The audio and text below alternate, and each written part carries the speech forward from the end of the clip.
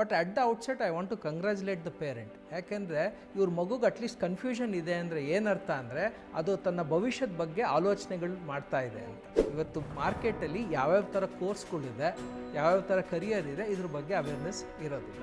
ನಾನು ಇದಕ್ಕೆ ಸುಲಭವಾಗಿ ಒಂದು 4 ಸ್ಟೇಜು ಒಂದು ಪ್ರಾಸೆಸ್ ಹೇಳ್ತೀನಿ. ನಾನು ಹಿಂದೆ ಏನೋ 10 ವರ್ಷದಿಂದ ಕಲ್ತಿದ್ದನ್ನೇ ಇಟ್ಕೊಂಡು 30 ವರ್ಷ ಸರ್ವಿಸ್ ಮಾಡೋ ಕಾಲ ಇಲ್ಲ. ನನಗೇನು ಬೇಕು ಅನ್ನೋದು ಗೊತ್ತಾದ ಮೇಲೆ ನನಗದು ಬೇಕು ಅಂದರೆ ಅದಕ್ಕೆ ಪೂರ್ವ ತಯಾರಿ ಏನು ಮಾಡ್ಕೋಬೇಕು ಅನ್ನೋ ಸ್ಪಷ್ಟತೆ ಮಗುಗೆ ಬರುತ್ತೆ.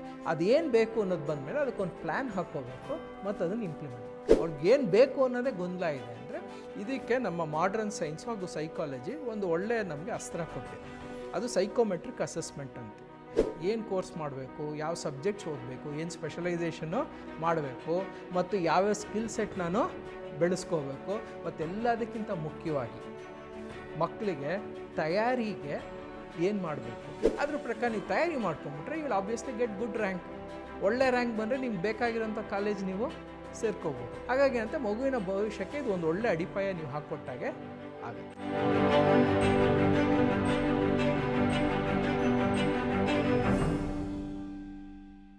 ನಮಸ್ಕಾರ, ಕರಿಯರ್ ಡೆಸ್ಕ್ಗೆ ಸ್ವಾಗತ.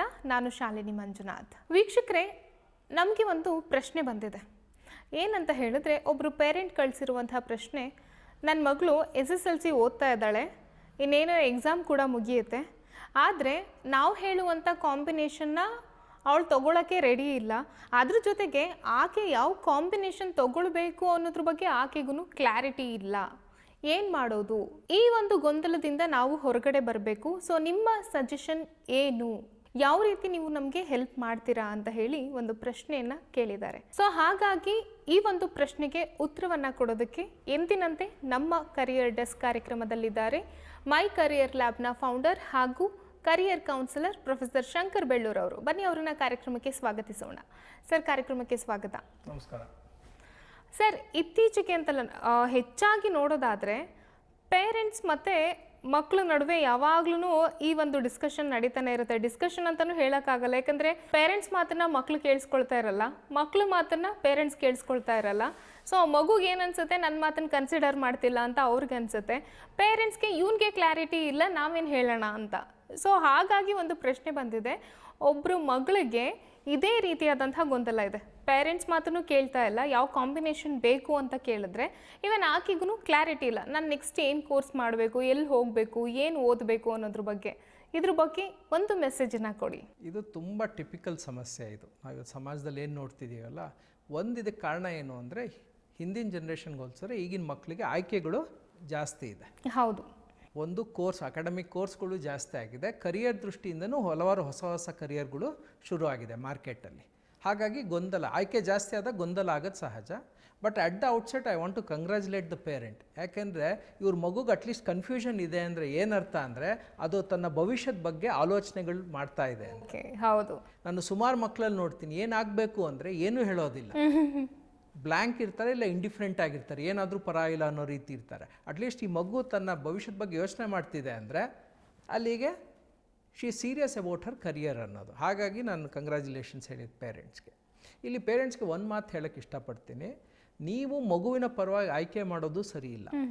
ಯಾಕೆಂದರೆ ನಿಮ್ಮದೇ ಮಗು ಆದರೂ ಆ ಮಗುವಿನ ಕೆಲವು ವಿಚಾರಗಳಲ್ಲಿ ಅಥವಾ ಅದನ್ನು ಸರಿಯಾಗಿ ತಿಳ್ಕೊಳ್ಳೋದ್ರಲ್ಲಿ ನಾವು ಕೆಲವು ಸಲ ಬಯಾಸ್ಡ್ ಆಗಿರ್ತೀವಿ. ಯಾವುದೇ ಅಪ್ಪ ಅಮ್ಮ ಆದರೂ ಅಷ್ಟೇ. ಯಾಕೆಂದರೆ ನಮಗೆ ನಮ್ಮ ಮಗು ಅಂದರೆ ನಮಗೆ ಅದೇ ಒಂದು ಕಲ್ಪನೆ, ಒಂದು ಐಡಿಯಾ ಇರುತ್ತೆ. ಅದೇ ವಾಸ್ತವ ಅಲ್ಲದೇನೂ ಇರ್ಬೋದು.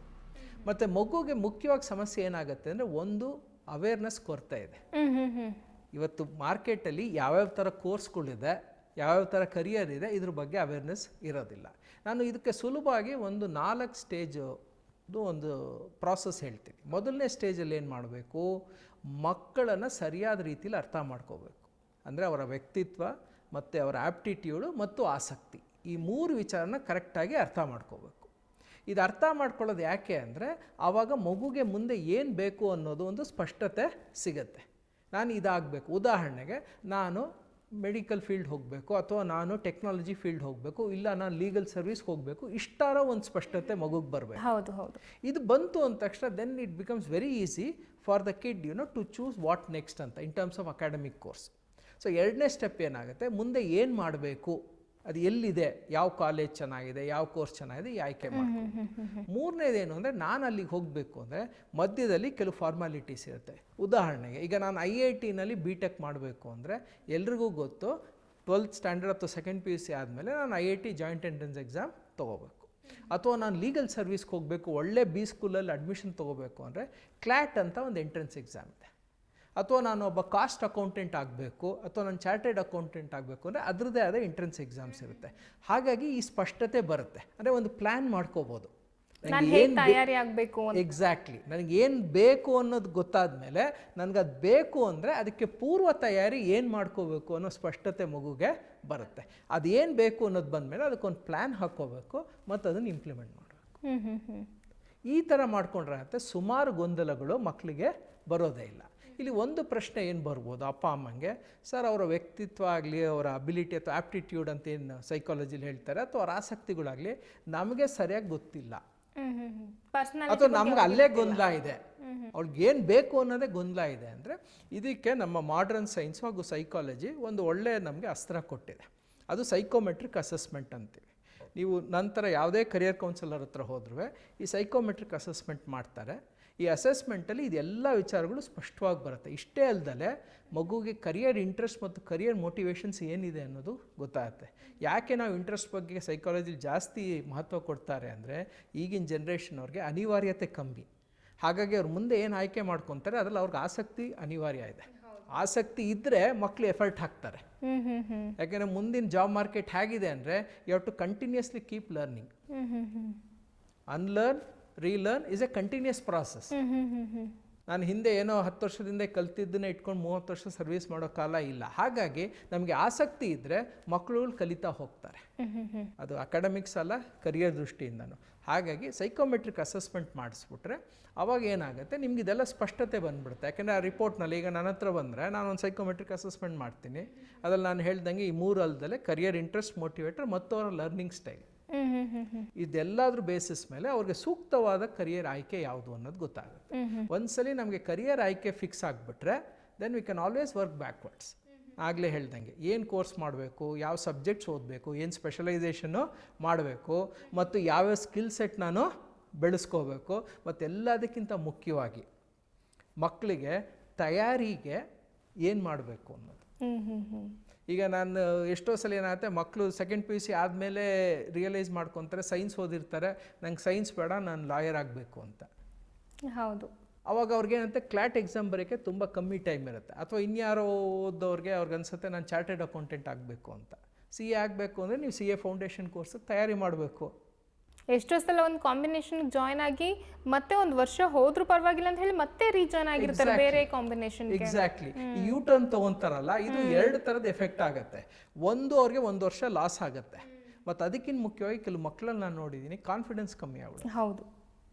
ಯಾಕೆಂದರೆ ಸಮಾಜದಲ್ಲಿ ಪ್ರಶ್ನೆ ಮಾಡ್ತಾರೆ, ನೀನು ಇಷ್ಟೊತ್ತಿಗೆ ಆಗಬೇಕಾಯ್ತಾ, ನೀನು ಅಲ್ಲೇ ಇದೆಯಾ ಅಂತ ಪ್ರಶ್ನೆಗಳು ಸಹಜವಾಗಿ ಹೊರಗಡೆಯಿಂದ ಬಂದಾಗ ಅಂತೆ ಮಗುವಿನ ಕಾನ್ಫಿಡೆನ್ಸ್ ಮೇಲೂ ಇಂಪ್ಯಾಕ್ಟ್ ಆಗುತ್ತೆ. ಅಲ್ಲಿ ಪಬ್ಲಿಕ್ ಹೇಗೆ ಥಿಂಕ್ ಮಾಡುತ್ತಂದ್ರೆ ಇವನು ಫೇಲ್ ಆಗಿದ್ದಾನೆ, ಅದಕ್ಕೇನೆ 1 ವರ್ಷ ವೇಸ್ಟ್ ಆಗಿದೆ ಅನ್ಕೋತಾರೆ. ಅಲ್ಲ, ಮಾತುಗಳು ಹೇಗಾರ ಬರ್ಬೋದು, ಮಕ್ಕಳಲ್ವಾ, ಮಕ್ಕಳ ಮನಸ್ಸು ಮೇಲೆ ಪರಿಣಾಮ ಬೇರೆ ಬರುತ್ತೆ. ಹಾಗಾಗಿ ನಾನು ಹೇಳ್ತೀನಿ, ಇದೆಲ್ಲ ಗೊಂದಲ ನೀವು ಅವಾಯ್ಡ್ ಮಾಡಬೇಕು ಅಂದರೆ ಒಂದು ಸೈಕೋಮೆಟ್ರಿಕ್ ಅಸೆಸ್ಮೆಂಟ್ ಮಾಡಿಸ್ಬಿಡಿ.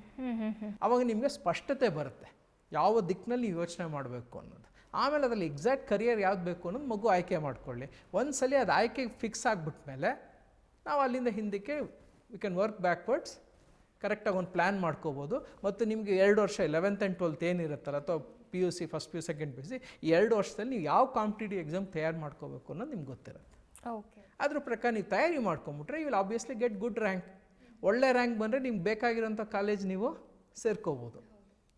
ಹಾಗಾಗಿ ಅಂತ ಮಗುವಿನ ಭವಿಷ್ಯಕ್ಕೆ ಇದು ಒಂದು ಒಳ್ಳೆ ಅಡಿಪಾಯ ನೀವು ಹಾಕ್ಕೊಟ್ಟಾಗೆ ಆಗುತ್ತೆ. ಎಸ್ ಸರ್, ಬಹುಶಃ ಎಷ್ಟೋ ಪೇರೆಂಟ್ಸ್ಗೆ ಈ ಒಂದು ಕ್ವೆಶನ್ಗೆ ಉತ್ತರ ಸಿಕ್ಕಿದೆ ಅಂತ ಅಂದ್ಕೊಳ್ತೀನಿ. ಯಾಕೆಂದರೆ ಕೆಲವರು ಓಪನ್ ಆಗಿ ಹೇಳ್ಕೊಳ್ತಾರೆ, ಇನ್ನು ಕೆಲವರು ಹೇಳ್ಕೊಳ್ಳೋದಕ್ಕೂ ಕೂಡ ಹಿಂಜರಿಕೆ ಇರುತ್ತೆ. ಸೊ ಇದರಿಂದ ಉತ್ತರ ಸಿಕ್ಕಿದೆ ಅಂತ ಹೇಳಿ ಭಾವಿಸ್ತೀನಿ. ಧನ್ಯವಾದಗಳು ಸರ್. Thank you. ನೋಡಿದ್ರಲ್ಲ, ಬಹುಶಃ ಕೇಳಿದಂತಹ ಪ್ರಶ್ನೆಗೆ ಈ ಕಾರ್ಯಕ್ರಮನ ನೋಡ್ತಾ ಇದ್ರೆ ನಿಮಗೆ ಉತ್ತರ ಸಿಕ್ಕಿರುತ್ತೆ ಅಂತ ಭಾವಿಸ್ತೀನಿ. ಇದೇ ರೀತಿಯಾದಂತಹ ಪ್ರಶ್ನೆಗಳು ನಿಮಗೂ ಅನೇಕ ಪೇರೆಂಟ್ಸ್ಗೆ ಕಾಡ್ತಾ ಇದೆ, ಅಥವಾ ಸ್ಟೂಡೆಂಟ್ಸ್ಗೂ ಕೂಡ ನಾನು ಇದ್ರ ಬಗ್ಗೆ ತಿಳ್ಕೊಬೇಕು ಹೆಚ್ಚಾಗಿ, ಕೆಲವೊಂದು ಕೋರ್ಸ್ ಬಗ್ಗೆ ಅಥವಾ ಕಾಂಬಿನೇಷನ್ ಬಗ್ಗೆ, ಎಕ್ಸಾಮ್ಸ್ ಬಗ್ಗೆ, ಕಾಂಪಿಟೇಟಿವ್ ಎಕ್ಸಾಮ್ಸ್ ಬಗ್ಗೆ ಡೌಟ್ಸ್ ಇದೆ, ಇದ್ರ ಬಗ್ಗೆ ಕಾರ್ಯಕ್ರಮನ ಮಾಡಿ ಅಂತ ಹೇಳಿದ್ರೆ ಖಂಡಿತವಾಗ್ಲೂ ಆ ಕ್ವೆಶನ್ ಬೇಸ್ ಮೇಲೆ ನಾವು ಸಂಚಿಕೆಗಳನ್ನು ಪ್ರಾರಂಭ ಮಾಡ್ತೀವಿ. ಸೊ ಹಾಗಿದ್ರೆ ನೀವು ಕೂಡ ಇಂಥ ಪ್ರಶ್ನೆಗಳನ್ನು ಕೇಳಬೇಕು ಅಂತ ಹೇಳಿದ್ರೆ ಏನು ಮಾಡಬೇಕು? ಆಬ್ವಿಯಸ್ಲಿ ಕಮೆಂಟ್ ಬಾಕ್ಸ್ನಲ್ಲಿ ನಿಮ್ಮ ಪ್ರಶ್ನೆಗಳನ್ನು ಕೇಳಿ ಅಂತ ಹೇಳ್ತಾ, ಇನ್ನು ಡೈರೆಕ್ಟಾಗಿ ಪ್ರೊಫೆಸರ್ ಶಂಕರ್ ಬೆಳ್ಳೂರು ಅವರನ್ನು ಭೇಟಿ ಮಾಡಬೇಕು ಅಂತ ಹೇಳಿದ್ರೆ ಸ್ಕ್ರೀನ್ ಮೇಲೆ ಡಿಸ್ಪ್ಲೇ ಆಗ್ತಾ ಇರುವಂಥ ನಂಬರ್ಗೆ ಕರೆ ಮಾಡಿ. ಹಾಗೆಯೇ mycareerlab.in ಇದು ಅವರ ವೆಬ್ಸೈಟ್, ಅಲ್ಲಿನೂ ಹೋಗಿ ಕೂಡ ನೀವು ಸರ್ಚನ್ನು ಮಾಡಬಹುದು. ನಿಮಗೆ ಬೇಕಾದಂಥ ಮಾಹಿತಿಯನ್ನು ನೀವು ತಿಳ್ಕೊಳ್ಳೋದಕ್ಕೆ ಡೈರೆಕ್ಟಾಗಿ ಕಾಂಟ್ಯಾಕ್ಟನ್ನು ಮಾಡಬಹುದು ಅಂತ ಹೇಳ್ತಾ, ಮತ್ತೆ ಮುಂದಿನ ಕಾರ್ಯಕ್ರಮದಲ್ಲಿ ನಿಮ್ಮನ್ನು ಭೇಟಿ ಆಗ್ತೀನಿ. ನೋಡ್ತಾ ಇರಿ ಪ್ರತಿನಿಧಿ ಡಿಜಿಟಲ್.